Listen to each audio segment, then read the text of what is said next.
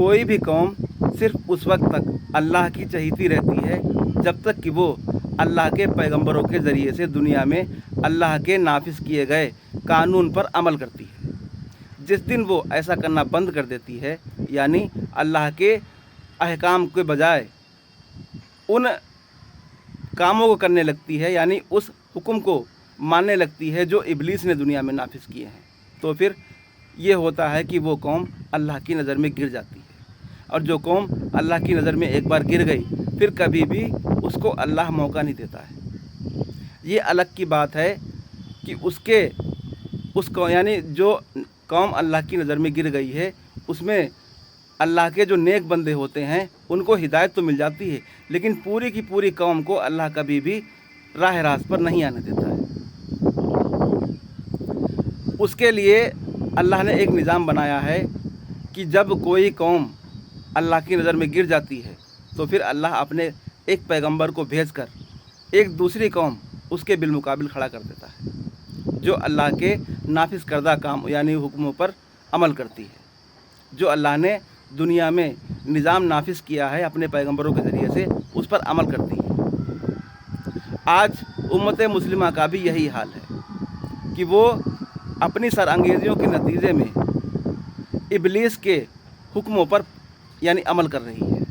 उसने अल्लाह के अहकामों पर अमल करना बंद कर दिया है, इब्लीस के अहकामों पर अमल कर रही है, अल्लाह के बजाय इब्लीस का कहना मान रही है, और ये कौम भी अल्लाह की नज़र में गिर चुकी है। खूब जान लें, उम्मत मुस्लिमा भी अल्लाह की नज़र में गिर चुकी है।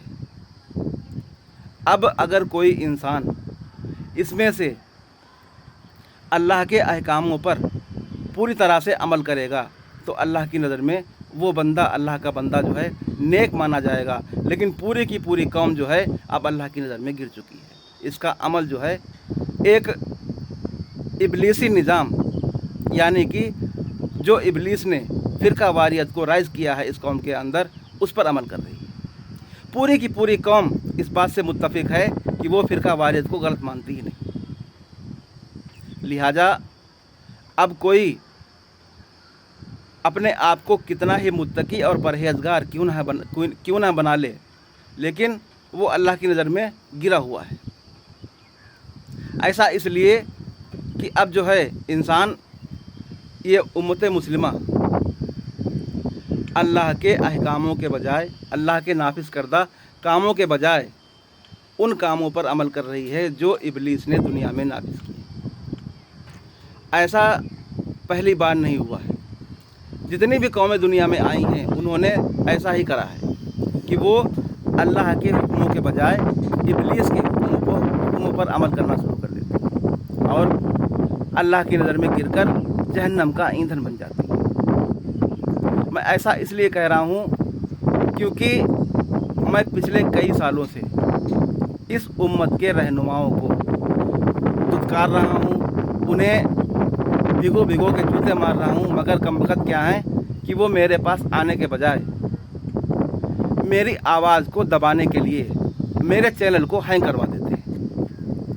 मेरी बात को दुनिया में फैलने ही नहीं देते कि लोगों तक मेरी बात पहुँचे। लिहाजा अब ये इस उम्मत के आलिम कान खोलकर सुन लें, कुछ भी कर लें, ये इतना ही कर सकते हैं कि मेरी आवाज़, मेरी बात को दुनिया में फैलने से रोक देंगे, लोगों तक पहुंचने नहीं देंगे। तो कर लो, इससे तुम मेरा क्या बिगाड़ लोगे? कितने दिन ऐसा करोगे? एक ना एक दिन तो जो मैंने ठान रखा है, जो मैंने इरादा किया है, जिस मुहिम को मैंने शुरू किया है, उसको आखिर अपने अंजाम तक पहुंचा कर ही रहूँगा।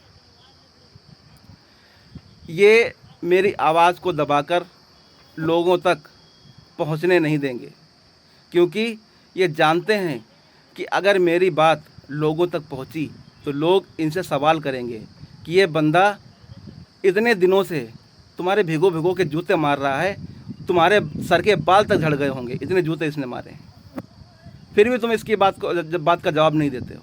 ऐसा क्यों?